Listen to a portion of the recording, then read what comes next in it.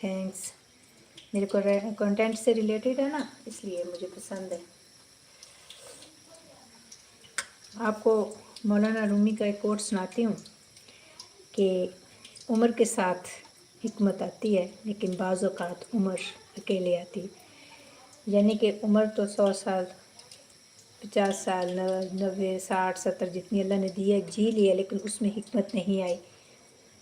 तो इल्म जो है वो सीखा जाता है, वो सीखने से बढ़ता है। दोनों में फ़र्क भी बताती हूँ कि दो इल्म का मतलब है कि हम ये जानते हों कि हमें क्या बात करनी है, आपको मालूम ही होगा इल्म और हिकमत का।